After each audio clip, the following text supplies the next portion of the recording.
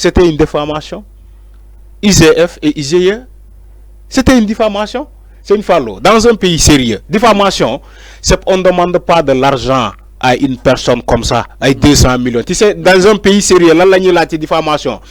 Le juge vous dit que, voilà, le procureur vous dit que y a une yari quand idée, demelen gen djubo, essayez len djubo, bolen djubo, dans ce cas, ngeen ñew ñu régler ko ci justice. Mais bolen mëne djubo, yen sen yari quand. Mais Mame Niang Sonko balul. Non, du balo. C'est que il faut que ñu waxanté mu leer. Il faut que ñu waxanté mu leer. Dama né ñu wax mu leer. Dans un pays sérieux, diffamation warul egg sax rarement muy egg ci procès. Rarement la wax ci diffamation, rarement mu egg ci procès. Dañ doon waxtaan à l'amiable, trouver un terrain d'entente. Bu amé dédommagement, qui dédommage qui, après ñu dem. Maintenant, dans un pays de sérieux aussi, diffamation, simple diffamation, mënul xagn nit bok élection. Nañ waxante deug. Sénégal ngay ñëw ñu la ben délit bu ndaw, hein, ñu yobu ko daal di ko mengalé ak code électoral. Ne serait-ce que bu féké candidat bobu il est candidat, délit bu ndaw, il suffit bu def ben délit bu ndaw, dañuy jël ay articles mélanger ko avec le code électoral, ne serait-ce que pour satisfaire des commandes politiques. C'est ça la réalité au Sénégal. C'est ça la réalité au Sénégal. Tay diffamation la ñu né oui un délit donc condamnation égale ou supérieure amna ñu lay nane supérieur à 6 mois wala égal ou supérieur à 6 mois oui manam koku du bok ci élection au Sénégal. Mais Sénégal donc 6 mois yoy non parce que aussi c'est important. Sénégal donc la dem dégg naa benn juriste peut-être me parvenir si lu mu wax exactement par rapport ak li nga xam ne que moo di 6 mois yi parce que c'est important aussi ñu daal si war mu daal di war mën a daal di taxaw parce que dafa nekk loo xam ne jul na coow. Alors il est mentionné supérieur à 6 mois pas inférieur à 6 mois donc Sonko est toujours éligible ba tey ñu ne Ousmane Sonko est toujours éligible malgré la décision de la Cour suprême. Pour que son éligibilité soit entachée, il fallait que la peine d'emprisonnement soit plus de 6 mois. Article L29. Donc là, article 29, ce qui n'a pas que Modi Ousmane Sonko, pour moi, que inéligible, il faut que peine bi weesu plus de 6 mois d'emprisonnement. Alors, pour ce qui est de l'amende de 200 millions, l'article L30 parle de condamnation sans sursis. Alors mom ki nga xam que modi Mama Ndiaw Gombal moo ko daal di xam ne mu nekk li nga xam que modi juriste AFAM ñu ne si peine bi weesul 6 mois donc Ousmane Sonko garde toujours son éligibilité pour ce qui est de l'amende 200 millions yi article 30 dafa wax condamnation sans sursis. Alors donc yëfi amende la woon je pensais que c'était entré ak dédommagement. Non amende la woon Serigne Fallou. amende leen atte woon si grande essence. non ko foog ngeen déglu yàgg naa la ko wax fii loolu amende la woon c'est-à-dire que il faut que ñu respecter suñu loi yi. ok yow article L29 man démb j'étais xam nga ma ak benn juriste ñoo ko doon suivandoo di xaar verdict bi 23h. je pensais que dommage et intérêt verdict bi bu mu génnee le juriste m'a dit heureusement Sonko est éligible ma ne ko mais tiens pourquoi. Man dama japp ni que si la Cour suprême maintient donc le jugement de la cour d'appel donc Ousmane Sonko day inéligible mu ne ma non tu n'as rien compris mu ne ma l'article L29 moo ne effectivement moo tax man bi ma dégluwee l'avocat maître Koureyshiba maître Koureyshiba non c'est que soyons il faut arrêter dans les dilatoires et les manipulations man bi ma déggee maître Koureyshiba muy wax ni que Ousmane Sonko l'État du Sénégal a gagné Ousmane Sonko ne participera pas aux élections mais ça m'a étonné. Franchement, ça m'a étonné. J'ai dit, mais maître maître Koureyshiba, étant avocat de Ousmane Sonko, mais comme moi, il connaît pas les articles. Il connaît pas les articles. Donc non seulement réaction dafa gaaw mais mom donc dafa don layal Ousmane Sonko sans pourtant comprendre les articles yu meuna danel Ousmane Sonko ak yu ko meuna protéger. Il n'a pas compris ça. Parce que ku taxaw ne ci avocat mu nan oui Ousmane Sonko l'État du Sénégal a remporté la bataille loolu la ko waxé ni que Ousmane Sonko oui mënul participer aux élections alors que moi am article L29 je dis aux Sénégalais, j'invite les Sénégalais d'aller lire l'article L29 du code électoral nañ ko dem lire. Il faut pas ñu taxaw di déglu hein les gens hein ñi wax di n'importe quoi sénégalais. non avocat am la. mané ñu ñëw ci déclaration. non xaaral xam nga sénégalais. Actuellement jamono bi ni les temps ont changé. Les temps jamono dafa évoluer hein jamono dafa évoluer légui mën nga tok sa kër taper Google l'article L29 du code électoral sénégalais mu génne le tout nga lire. Mais pourquoi s'en tenir dinaan way ñi manipuler ñi essayer di léral la lanterne des Sénégalais ñi bëgg manipuler. Mais l'article L29 bu féké dafa né un délit supérieur à 6 mois mais franchement Ousmane Sonko 6 mois lañ ko dané 6 mois lañ ko dané. Maintenant bu féké ñé dañoo ñëw né encore complété jéem a yokk ni que égal ou supérieur à 6 mois dégg naa sa ay nit taxaw di naan non l'article L29 dafa né un délit égal à 6 ou supérieur à 6 mois. Comment un délit peut être égal à 6 ou supérieur à 6 mois? D'accord. Mais est-ce que l'article L29 loolu la wax mën nga dugg nga lire article L29 bi lan la wax. Moo tax ma ne la il faut que ñu bàyyi di manipuler sénégalais yi. Moo tax ma ne la man jugement bi dëmb sama xel da ci tey lool.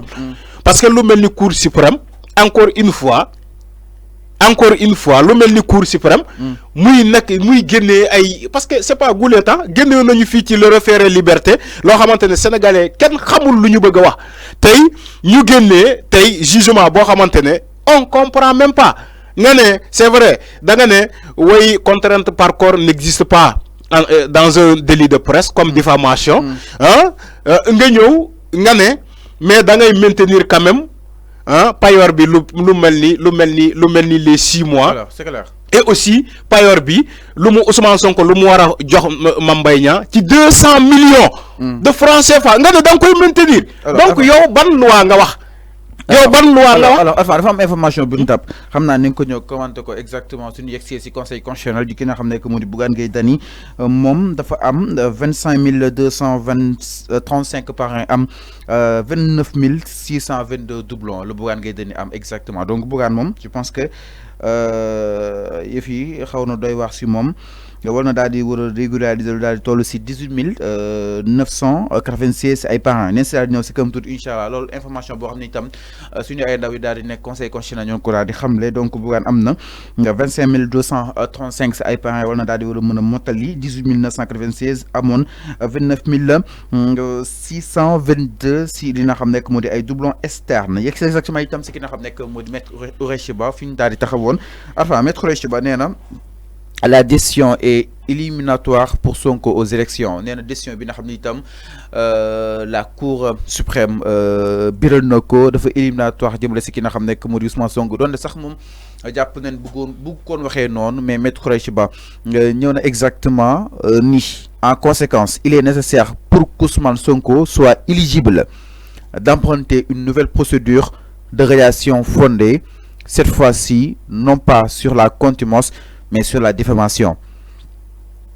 Maître Khoureychi Ba mooy ñëwaat di préciser parce que démb jur na coow li nga xam ne waxoon na ko que ni Ousmane Sonko est forfait de ces élections Maître Khoureychi Ba nee na Ousmane Sonko mën na éligible laat su nekkee dafa emprunter benn ko procédure jëmale si radiation bi maanaam façon ba nga ko radier bii passé si mbiram ak Adji Sarr donc rajo woon mu dem kalaame ko si yoon ak wàllu yoon daal di koy jox dëgg. Moom Maître Khoureychi Ba nee na bii pas Ousmane Sonko tamit mën na enclencher waat benn procédure jëmale si radiation bi bii passé si contumace la woon tey da koy accentuer par rapport à la diffamation donc moom ki nga xam ne que moo di Maître Khoureychi Ba kàddu la daal di xamle waaye nee na Sonko su deful li nga xam ne que moo di su enclenché wul benn procédure il risque d'être éliminé jëmale si li nga xam ne que moo di élection yi waaye si toutefois mu enclenché waat benn recours par rapport ak anam ba nga xam ni itam noonu la ko daal di radier plus de 5 ans ki nga xam ne que moo di Maître Khoureychi Ba nee na cette fois-ci pas sur le contumace pas sur la contumace, mais bien sûr sur la diffamation. Mon qui n'a pas que Ousmane Sonko aura peut-être quoi qu'on puisse sûr ses chances à reconquérir justement dans ces listes électorales exactement. Enfin, c'est compliqué quand même. Non, c'est compliqué parce que nous sommes compliqué. Ils jonglent les lois. Ils jonglent les lois. Tay aujourd'hui, waxna les demb, tay mu bëgg racheter wat, hein, d'accord? Non, si toutefois néna. Ouais, d'accord. Ouais, d'accord. Mais nak lolu waru won nek waxu avocat quand même. Même su nekké deug la sax wétok sa client. Ngeen def déclaration. Mais lola lay wax. Comment il s'est précipité pour donner des informations comme ça? Bo paré yow ñi nga nekkalon ça di liggéey bi, ñu wéddi la. Donc il y a problème. Moi ta mané la ouais moi ta mané la xam nga bu féké maître Bamba Cissé kessé moko wéddi là à la rigueur mais ñaata nit ñoko wéddi mais kala dor mom ñaata nit ñoko wéddi ñoo wéddi maître Koureychi Ba ñaata nit ñoko wéddi parce que gënul jang ñëpp quand même parce que gënul maîtriser l'article L29 que tout le monde les gens connaissent l'article L29 maintenant bu féké yow wax nga li ñi corriger la qui te précipite encore pour dire que Ousmane Sonko il peut rester dans la course. Toutefois, vous enclencher une procédure de radiation sur les 5 ans à venir sur la diffamation. Maintenant, nous devons un recours pour casser la radiation sur la diffamation. Pour expliquer, nous comprendre nous le donc comme dañ ko donc condamné définitivement ci diffamation bobu té ñu radier ko peut-être dans les 5 ans là à venir mom loolu la wax Ousmane Sonko peut attaquer cette décision là de cette radiation de la diffamation au niveau de la Cour suprême pour ñu annuler la radiation mom loolu la bëgg dans ce cas radiation bobu du ko attaquer dans la Cour suprême da koy attaquer à Ziguinchor Sonko oui donc il va retourner à Ziguinchor donc da nga japp ni maître Koureychi Ba bala mo wax lolou lepp mo na bayyi waxtan Ousmane Sonko les voix de recours ba paré mais écoutez Ousmane Sonko a une pool d'avocats de combien de personnes parce que mais 30 avocats non parce que li mo waxone dem lolou dafa mani dafa dono xawa désister wala kon dono xawa lâcher xama Serigne Fallou da gagné na xama Serigne Fallou il y avait des gens qui donnent soutenir que même au sein des avocats de Ousmane Sonko amna ño xamantene liggéeyul ñu Ousmane Sonko oui. Je crois même l'autre l'a rappelé hier, qui maître Clédor Sène l'a rappelé hier. Nous voyons que au sein même de la poule des avocats de Ousmane Sonko, ils ne sont pas là pour Ousmane Sonko n'est que candidat. Même ils ont pris l'exemple de lui-même, maître Koureychi Ba, qui s'est précipité hier pour donner une information de taille non soutenue et par la suite l'information a été même démentie par quelques-uns de ses avocats, de Ousmane Sonko. Donc il y a problème.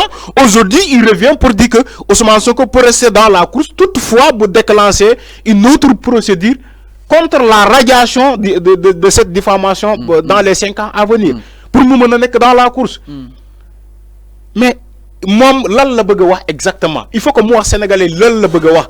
Parce que non, il faut que il faut que moi expliquer les gens exactement ni Sonko si toutefois mu yam fi yow article 29 bi xamna ni mom liru ko ni Sonko il est folklore waaye si toutefois mu déposer wat li nga xam que modi sa radiation cette fois-ci pas sur la contumace mais sur la diffamation Sonko aura ses chances peut-être de rebattre dans ses listes. Je pense que leer na nañu jéem seytu pour téléspectateurs yi mëna comprendre manam dem beaucoup suprême até maître Koureychi Ba nee na su nekkee foofu la ñuy yam Sonko du enclencher bien procédure état bi gagné na da nga koy génnee 5 ans si liste exactement mais si toutefois wala kon saa su demee bëgg contester lu nu mel maanaam bëgg ko li nga xam ne que moo di remettre en question wala kon bëgg koo sax dindi am na possibilité dem yóbbuwaat ko fa nga xam ne itam mooy zànn ko Ziguinchor jëmale si nga xam ne que moo di radiation bi sax na nga xam ne itam noonu ko daal di radier comme coow li ñu jóge woon si contumace bi tey du doon contumace bi mais wàllu diffamation bi la. dama ne xam nga loolu lu mu wax. peut-être ñeneen ni dinañ ci jéem a xool. mais dama ne toutefois loolu procédure bu mu wax ni toutefois ñoom buñ ko enclenché. ils vont retourner à Ziguinchor. Ils vont retourner d'abord à Ziguinchor. Maintenant moi tax ma ne la beneen procédure là mais voilà il fallait réfléchir. Bien avant de parler. C'est clair, parce que mon xalaatoon balaa muy wax ni. du doon demee nii balaa muy ñëw encore directifier de vouloir encore enclencher une autre procédure il faut nga xalaat seen fallu maa ko bu ñu bokkee xeex même bu ñu daanee du ñu précipité wax ci micro ni nous on déclare vaincu mais maa ko dañuy ñëw taxaw expliquer waxtaan ban méthode la ñuy jël pour wax ko. mais est-ce que amoon na consensus entre. non amul woon consensus. amul woon consensus dama gisoon ni. dañoo génn rek ñu tànde leen micro dañoo génnoon ci la salle rek nga gis journaliste yi ñëw tànde leen micro moom mu wax fa lu mu war a wax.